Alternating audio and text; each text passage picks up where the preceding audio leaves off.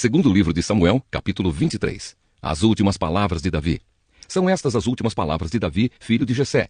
Davi foi o homem que Deus tornou importante, que o Deus de Jacó escolheu para ser rei e que compôs as belas canções de Israel. Davi disse: O Espírito do Senhor fala por meio de mim e a sua mensagem está nos meus lábios. O Deus de Israel falou, o protetor de Israel me disse: O rei que governa com justiça, que governa respeitando a vontade de Deus, é como o nascer do sol, numa madrugada sem nuvens, como o sol que faz a grama brilhar depois da chuva. É assim que Deus abençoará os meus descendentes, pois ele fez uma aliança eterna comigo, uma aliança bem certa e segura.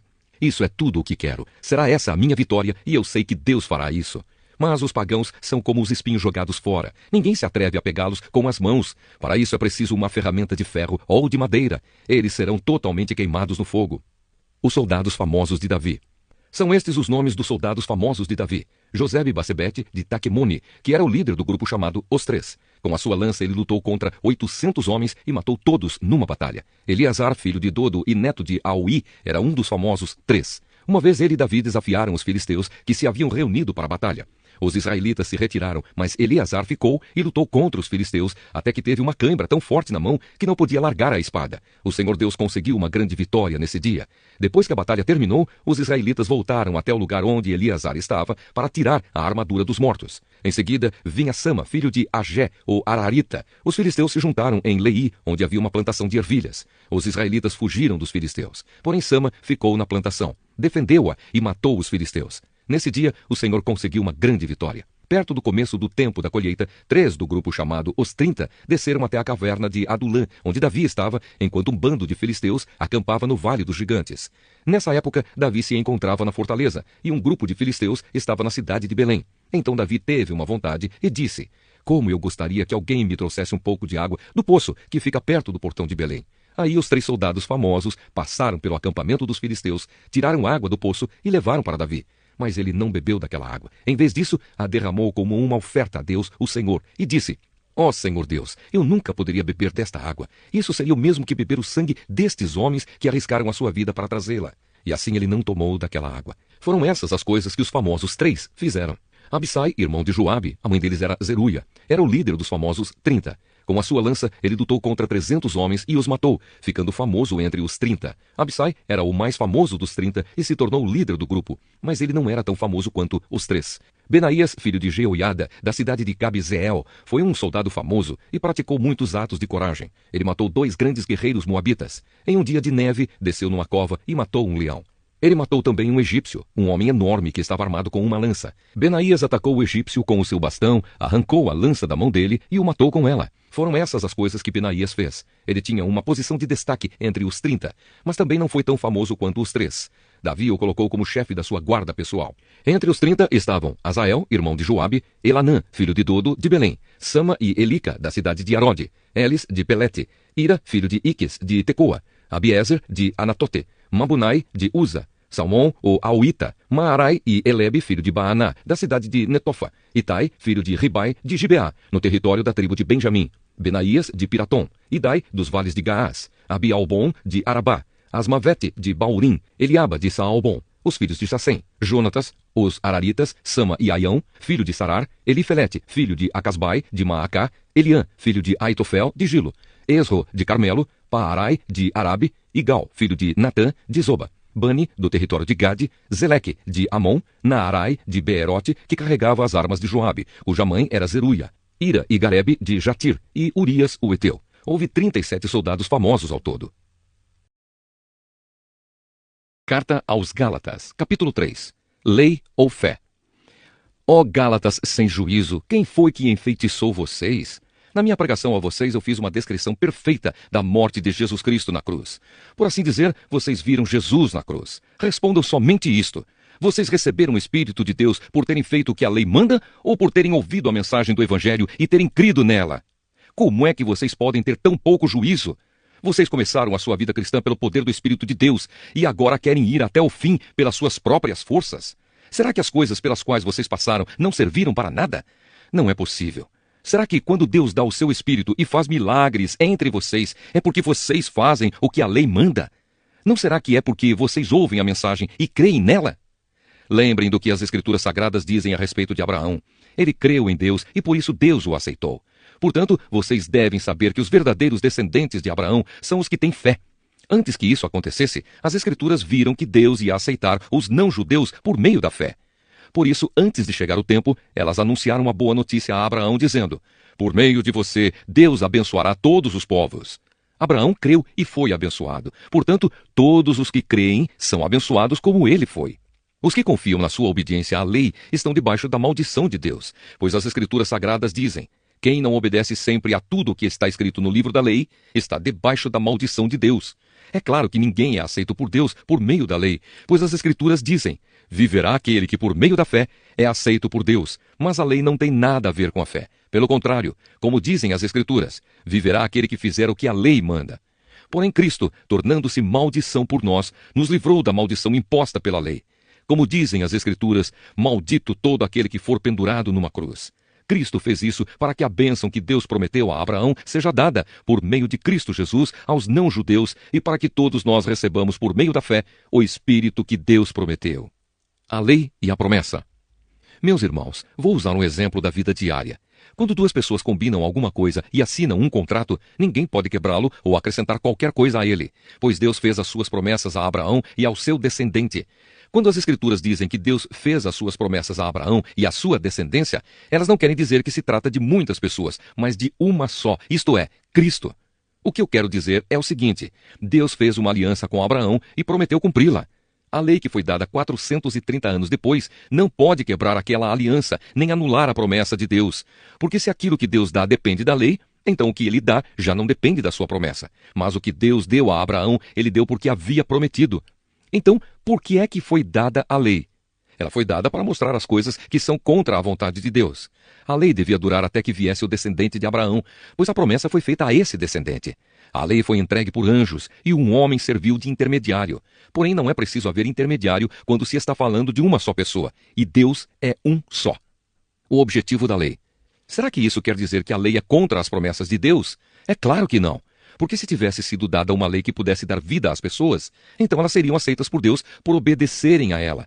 Porém, as Escrituras Sagradas afirmam que o mundo inteiro está dominado pelo pecado. E isso para que as pessoas que creem recebam o que Deus promete aos que têm fé em Jesus Cristo. Mas antes que chegasse o tempo da fé, nós éramos prisioneiros da lei até que fosse revelada a fé que devia vir. Assim, a lei ficou tomando conta de nós até que Cristo viesse para podermos ser aceitos por Deus por meio da fé. Agora que chegou o tempo da fé, não precisamos mais da lei para tomar conta de nós. Pois por meio da fé em Cristo Jesus, todos vocês são filhos de Deus. Porque vocês foram batizados para ficarem unidos com Cristo e assim se revestiram com as qualidades do próprio Cristo. Desse modo, não existe diferença entre judeus e não-judeus, entre escravos e pessoas livres, entre homens e mulheres. Todos vocês são um só por estarem unidos com Cristo Jesus. E já que vocês pertencem a Cristo, então são descendentes de Abraão e receberão aquilo que Deus prometeu. Ezequiel, capítulo 30. Deus castiga o Egito. Novamente o Senhor falou comigo. Ele disse: homem mortal, profetize e anuncie o que eu, o Senhor Deus, estou dizendo. Gritem o seguinte: dia de terror, o dia está perto, o dia em que o Senhor vai agir, um dia de nuvens e de castigo para as nações. Haverá guerra no Egito e grande sofrimento na Etiópia. Muitos serão mortos no Egito, o país será roubado e arrasado. Essa guerra também matará os soldados contratados da Etiópia, Lídia, Líbia, Arábia e Cube, e até no meu próprio povo. O Senhor diz: desde Migdol, que fica no norte, até Assuã, que fica no sul, todos os que defendem o Egito serão mortos em batalha. O orgulhoso exército egípcio será destruído. Sou eu, o Senhor Deus, quem está falando. O país será o mais deserto do mundo e as suas cidades serão completamente arrasadas. Quando eu incendiar o Egito e aqueles que o defendem estiverem mortos, todos ficarão sabendo que eu sou o Senhor.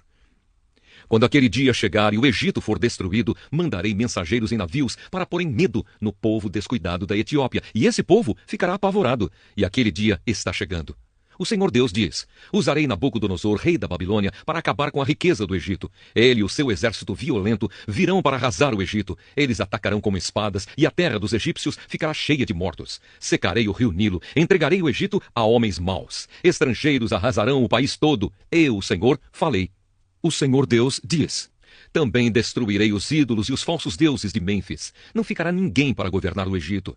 Espalharei o terror no meio do povo. Farei com que o sul do Egito vire um deserto e porei fogo na cidade de Zoan, no norte. Castigarei Tebas, a capital. Derramarei a minha ira sobre a cidade de Pelúsio, a grande fortaleza do Egito, e acabarei com a riqueza de Tebas. Incendiarei o Egito e Pelúsio se retorcerá de dor.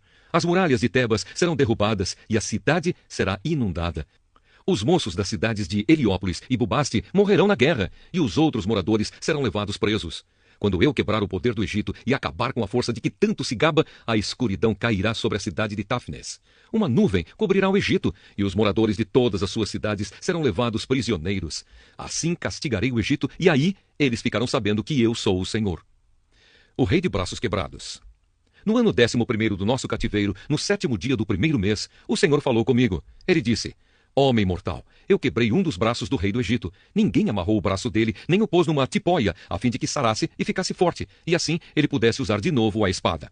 Agora eu, Senhor Deus, digo isto: eu estou contra o rei do Egito. Quebrarei os seus 2 braços, tanto bom como o que já está quebrado, e a espada cairá da mão dele. Espalharei os egípcios pelo mundo inteiro. Aí farei com que os braços do rei da Babilônia fiquem fortes, e porei a minha espada nas mãos dele. Porém quebrarei os braços do rei do Egito, e assim ele gemerá e morrerá na frente do seu inimigo. Sim, farei com que o rei do Egito fique fraco, e darei força ao rei da Babilônia. Quando eu lhe der a minha espada, e ele a apontar para o Egito, todos ficarão sabendo que eu sou o Senhor. Espalharei os egípcios pelo mundo. Aí eles ficarão sabendo que eu sou o Senhor. Porém Deus teve misericórdia do seu povo. Ele não os destruiu, mas perdoou os seus pecados. Muitas vezes parou com a sua ira e não se deixou levar pelo seu furor. Lembrou que eles eram mortais, eram como um vento que passa e não volta mais. Quantas vezes se revoltaram contra Deus no deserto? Quantas vezes o fizeram ficar triste? Repetidas vezes o puseram à prova e entristeceram o santo Deus de Israel. Eles esqueceram o seu grande poder e o dia em que ele os tinha salvado dos seus inimigos. Esqueceram as coisas maravilhosas e os milagres que ele havia feito na planície de Zoan, na terra do Egito. Ali ele fez com que os rios virassem sangue, e assim os egípcios ficaram sem água para beber. Mandou moscas para os atormentarem, e rãs que estragaram os seus campos. Também mandou gafanhotos para comerem as suas colheitas e destruírem as suas plantações. Com chuvas e pedras, destruiu as suas videiras e com geada as suas figueiras. O seu gado e as suas ovelhas também morreram por causa das chuvas de pedra e dos raios. Ele os destruiu com o fogo da sua ira e com o seu grande furor e a sua maldição, que vieram como mensageiros da morte. Ele não parou com a sua ira, nem deixou que eles vivessem, mas os matou com uma praga. Em cada casa, na terra do Egito, Deus matou o filho mais velho. Depois, como pastor, Deus conduziu o povo de Israel para fora do Egito e o guiou pelo deserto. Ele os guiou com segurança e eles não tiveram medo. Mas os seus inimigos foram cobertos pelo mar. Deus levou os israelitas para a terra santa dele, para as montanhas que ele mesmo conquistou. Ele expulsou os moradores daquelas terras enquanto seu povo avançava. Repartiu as terras entre as tribos de Israel e deixou que os israelitas morassem nas casas dos seus antigos moradores. Mas os israelitas se revoltaram contra o Deus Altíssimo e o puseram à prova. Não obedeceram aos seus mandamentos e foram desleais e rebeldes como seus pais, traiçoeiros como flechas atiradas com um arco defeituoso. Eles o irritaram com os seus altares pagãos e com os seus ídolos fizeram com que ele ficasse enciumado. Quando Deus viu isso, ficou irado e rejeitou completamente o seu povo. Ele abandonou a sua tenda sagrada que estava em Siló, a casa onde ele havia morado entre os seres humanos. Deus deixou que os inimigos tomassem a arca da aliança, que representava o seu poder e a sua glória. Ele ficou irado com seu próprio povo e deixou que eles fossem mortos pelos inimigos. Os jovens foram mortos na guerra e as moças não tinham com quem casar. Os sacerdotes foram mortos à espada e as suas viúvas foram proibidas de chorar por eles. Então o Senhor acordou como de um sono e gritou como um homem valente, embriagado pelo vinho. Ele fez com que os seus inimigos fugissem derrotados e envergonhados para sempre. Ele rejeitou os descendentes de José, não escolheu a tribo de Efraim. Pelo contrário, escolheu a tribo de Judá, o Monte Sião, que ele tanto ama. Ele construiu o seu templo parecido com a sua casa no céu e o fez firme como a terra, que está segura para sempre. Então Deus escolheu o seu servo Davi, ele o tirou do curral de ovelhas, quando ainda pastoreava o rebanho. Ele o pôs como rei de Israel, como pastor do povo de Deus. Davi cuidou deles com dedicação e os dirigiu com sabedoria.